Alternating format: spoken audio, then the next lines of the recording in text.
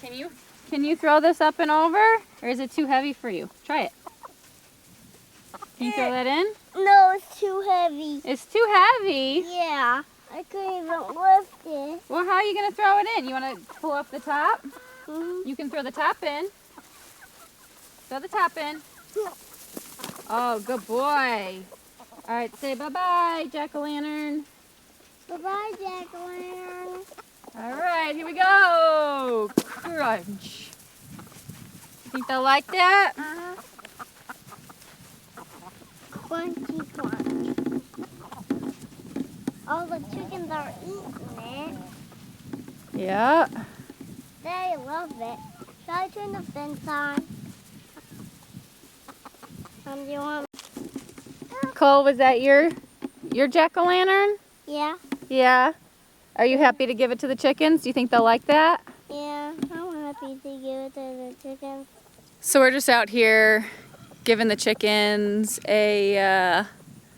one of the pumpkins. We gave one to our big girls up in the front. Carter's pumpkin went bad first, so we gave them the big chickens out front Carter's pumpkin. Cole got to give his to the little chickens here. And then I had a zucchini that was starting to turn on my counter, so I shredded it up. And I took out the seeds and guts, and we're gonna give that to the pumpkin, or to the pigs. But the pumpkin is really good for chickens. Good. All right, let's go give them a treat, huh? Yep. All right, go ahead. Nice little treat. Hi, Big. Good morning. You wanna watch? Don't touch the phone. I'm gonna have some rope. Right now. All right, ready? Yeah. I'm also very, very cute. Here, look, I'll lift you up. Okay. No. Dunked it right on their back. Oh, and it's already gone.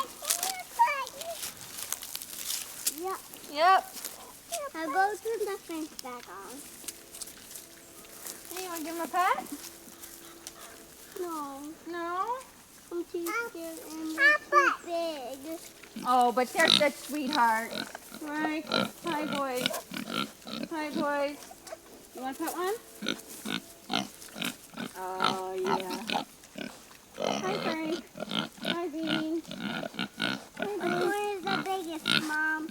Bean's is biggest. Right? He's right there. And orange is the little one. Frank. This is Frank and this is Bean.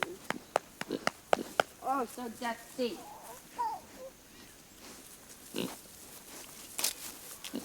Bye, Pig.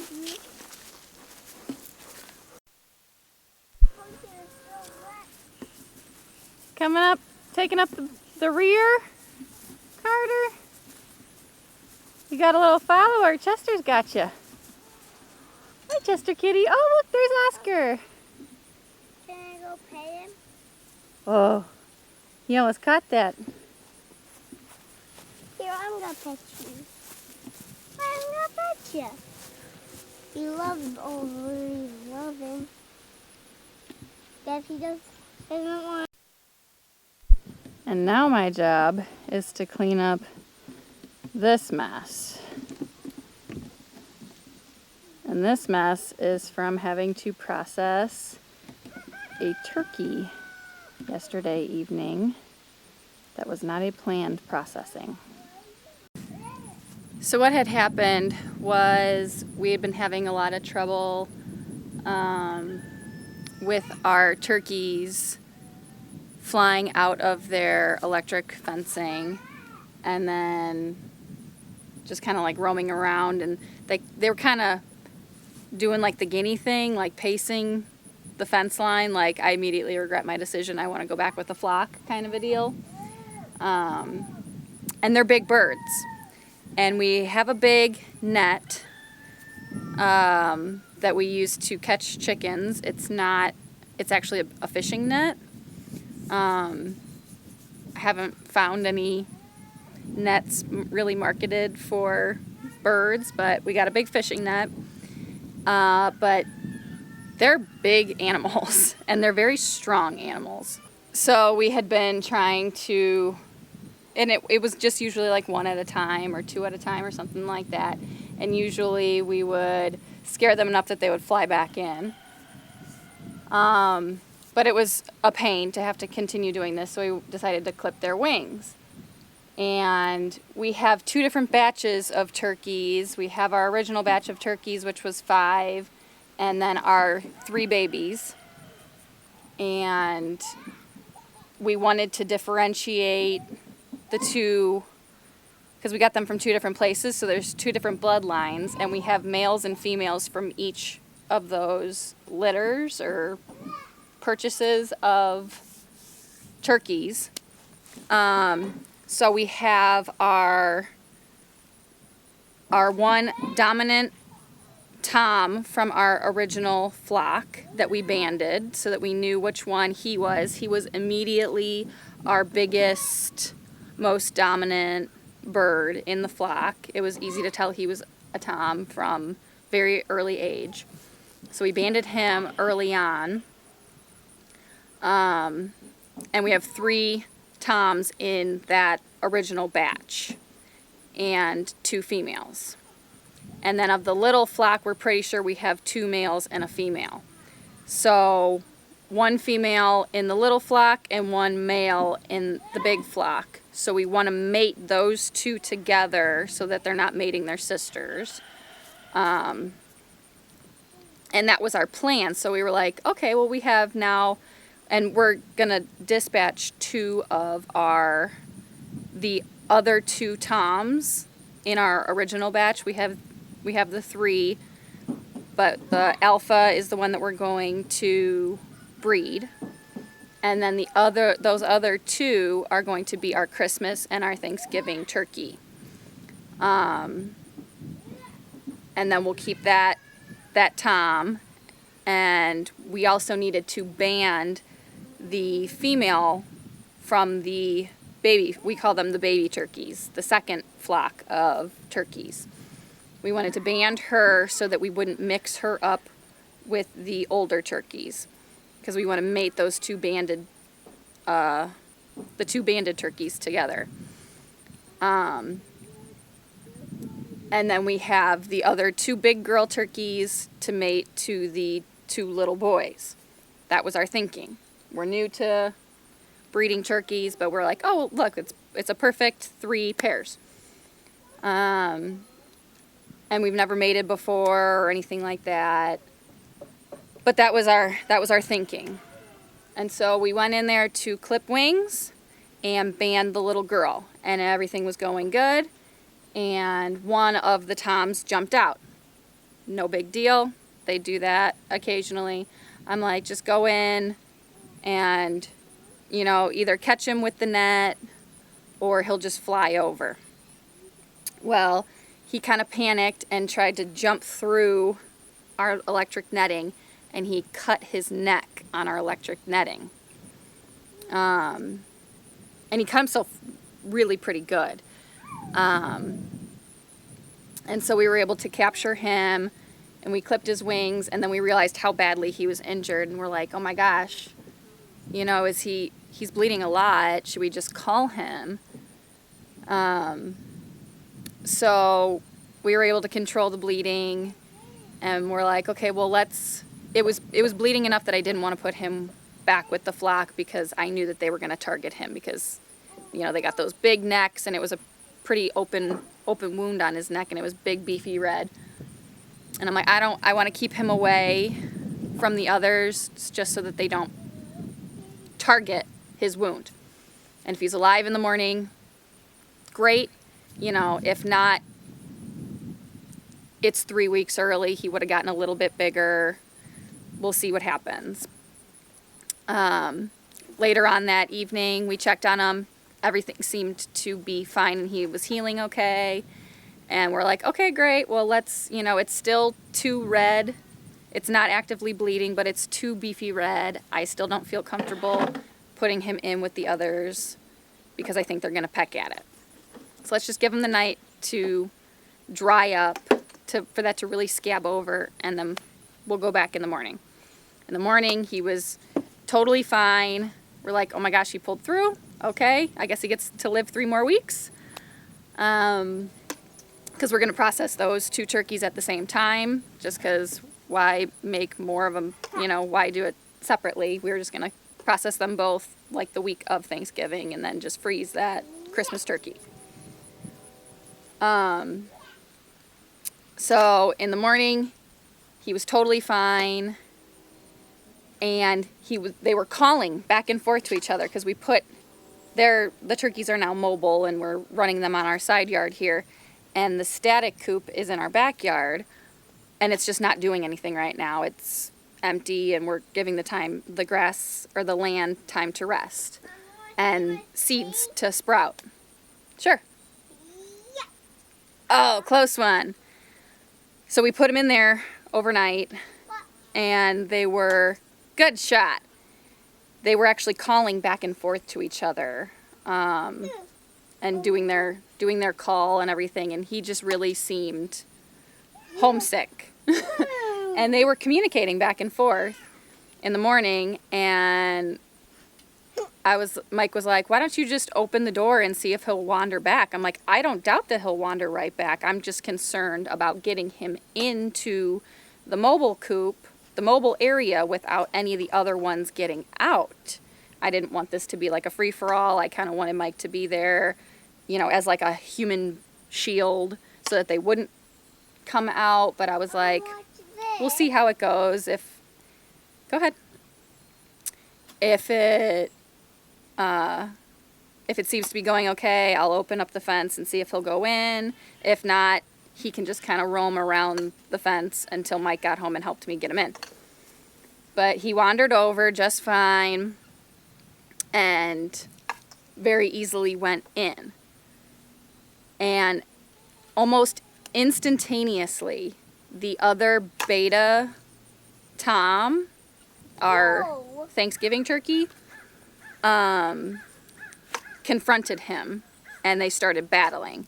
Now these 2 are the definite betas to the alpha. I don't know which. I'm sure one of them is more dominant than the other. I don't know which one was higher on the pecking order.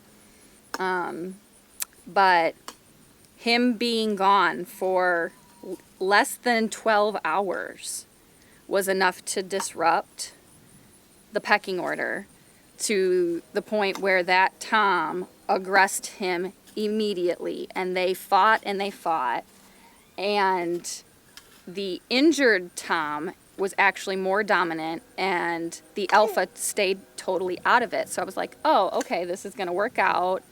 I was just concerned that he was going to reopen his neck and then they would start pecking at his neck. But it seemed like they reestablished their dominance, and the injured Tom was more dominant. But then all of a sudden, the alpha stepped in, and once the alpha stepped in, everybody else got involved, and it kind of threw off the entire balance of the flock, and everyone started hitting each other. They weren't just like targeting the injured Tom. They were all kind of tussling at this point, and I'm like, I'm not getting in there. They need to figure this out. And everything seemed to be going okay. It was uncomfortable to watch, but I did watch just so I could see what was happening. And it just was more of the same.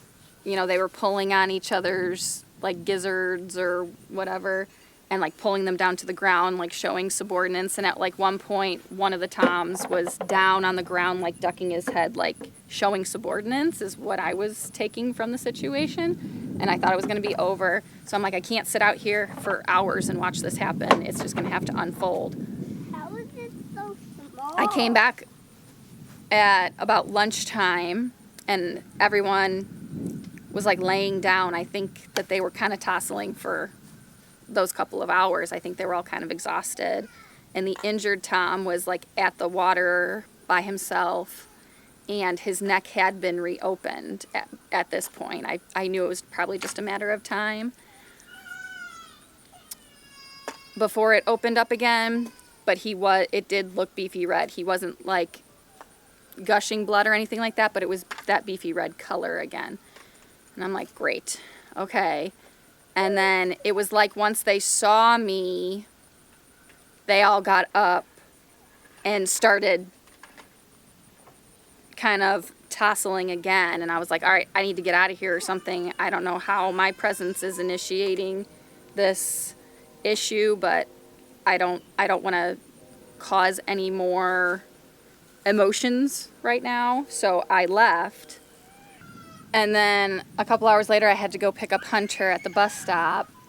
And as I drove by, I noticed that there was one turkey down on the ground. And I was like, oh, that doesn't look good.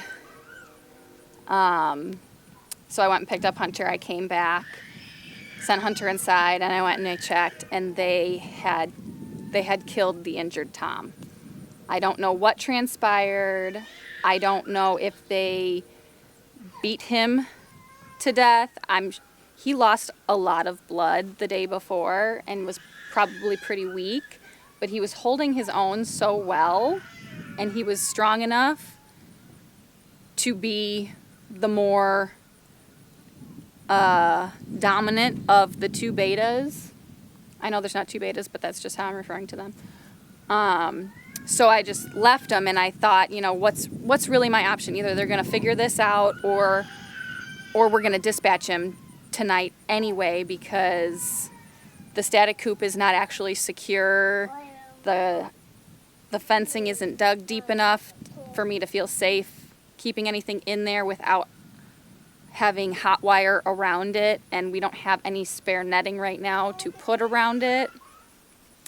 So I don't feel comfortable holding him by himself, and he really seemed lonely by himself, so I probably just would have dispatched him myself anyway yesterday evening. Or if that did open up, if his neck wound did actually open up and he bled to death, I'm not really sure how it went down, but he was dead. But that was already at almost 4 o'clock by the time I found him, was at like 4 o'clock. So it was already pretty late in the afternoon, and so I had to quickly scramble and get our scolder, which we've never butchered a tom before. We've never butchered a bird that size before. And I just use like one of those deep fry pots that you get for like crab boils and things like that, or to deep fry a turkey or something like that. That's what I was using to scold, and this is not deep enough for a tom. It only fit like 3/4 of his body, so I had to do it in 2 parts. Yes, baby? Can we go and get a drink of water, cold water? Yes, you can. But I can't open my lid. You have plenty of water. Can you go get it? Thank you. So I had to scald him I had to scald the bottom and then flip him over and scald the top, or I think I scalded the top first and then the bottom. Not that it matters. And then we haven't had great luck with our plucker.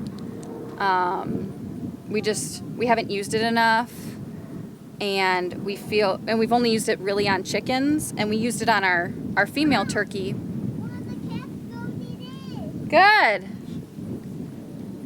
We used it on our female turkey that strangled herself, and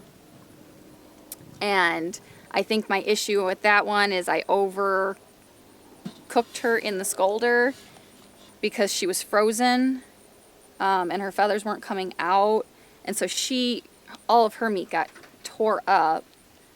But then when we've done chickens in there, we did our roosters, we put them in there. And again, they seem to get like clogged in the fingers. So I don't know what we're doing wrong. But I'm like, you know, he's our Christmas turkey. We're making him our Christmas turkey because we have to freeze him anyway. So he's just going to be our Christmas turkey. So I'm like, I don't want to tear all of his skin and tear apart the meat. Like, I want to do this right, so I'm going to hand pluck him. And we see a lot of people that do that, is hand pluck turkeys. So I hand plucked him because he had died previously to 4 o'clock. There was no bleeding him. He had already coagulated.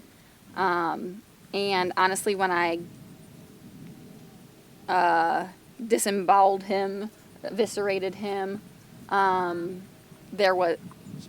he did bleed out. There was really nothing left.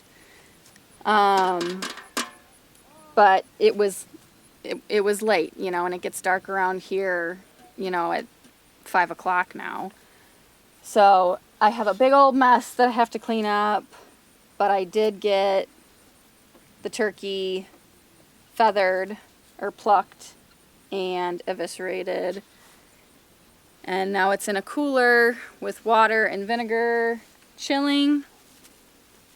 I have some freezer bags, the Dunk shrink bags. I got the extra large ones for the turkeys because we're not prepared to do this yet, but I guess we are now. Got those coming. But you know, things just happen on the homestead. I'm sad that he went that way. I feel bad for him, but that's also kind of nature. I am shocked that it was so fast that they. There's some dead. Those are the turkey's feathers. Can you go push your brother on the swing so he stops crying, please? But can you get me a Yes. bowl of Yes. drink of water? I'm surprised at how fast the flock turned on him, and it has us rethinking how we're going to be doing our breeding. So we still have our Thanksgiving turkey. I mean, everyone, after I removed him, after he was dead, everyone chilled out. The turkeys are back to normal. We still have our Thanksgiving turkey that we'll butcher in 3 weeks. Then we will have the 3 big turkeys, the 1 Tom and the 2 girls, and then we'll have the 3 little turkeys, what we think is 2 boys and a girl.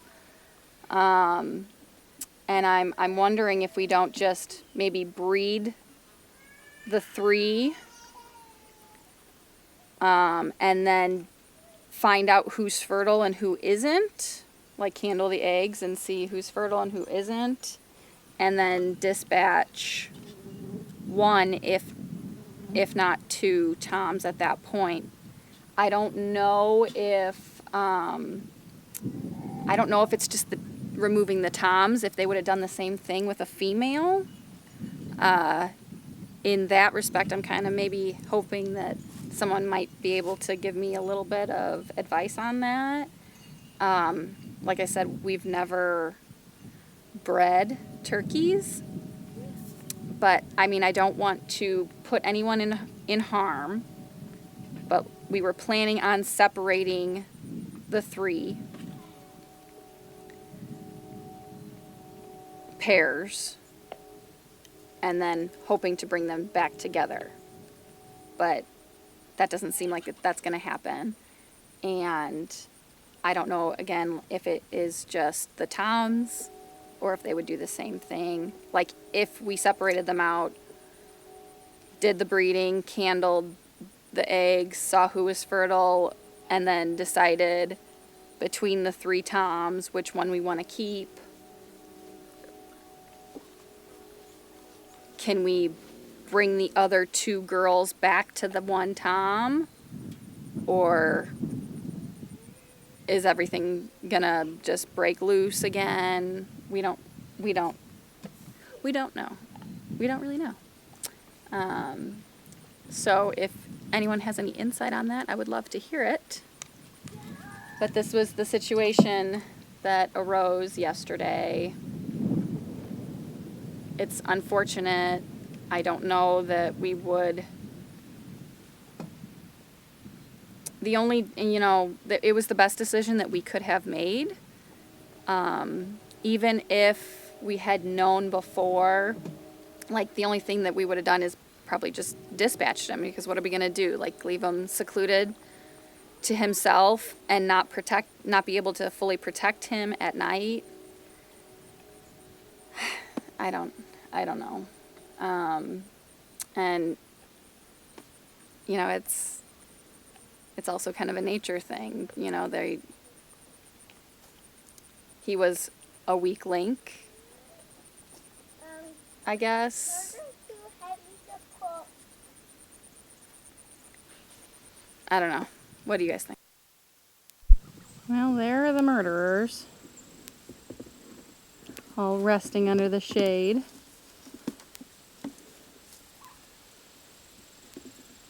of their mobile coop there. The one walking at us right now, that's the Tom, the Alpha Tom. I don't know if you can see his band, little white band on his left.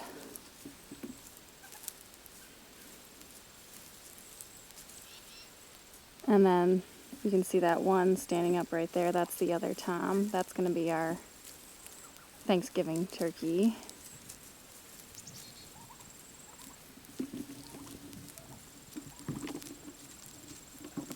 Hey, dude.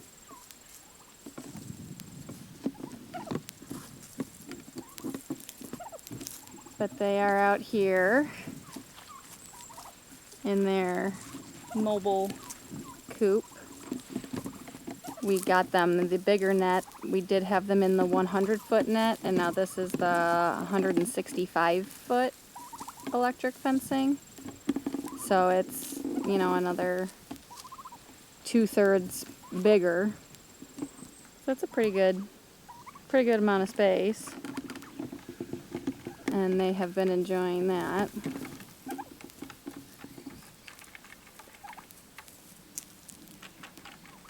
So 2 boys right there, a girl right there, and then the other girl is this one right here, and then the 3 babies are over there. I think those 2 babies closest right here are the 2 boys, and the girl is the one sticking her head up.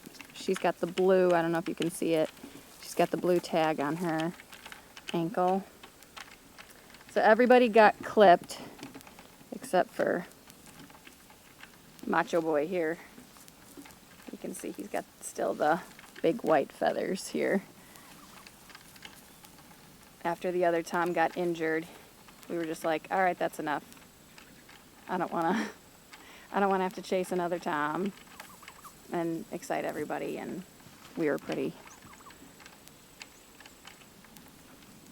nervous about that Tom surviving. So we just decided to leave him be for the time being. But yeah, they're growing out nicely. That Tom there, I think it's going to be a pretty awesome Thanksgiving turkey. The Tom that we processed, he was very hefty. I don't know what their live weight is, but it's pretty beefy. I'm expecting him to be somewhere around 20 pounds dressed. But I will let you guys know, and I will hopefully show you the finished product with his final weight here at the end of this video. I won't publish it until I have him all packaged and ready.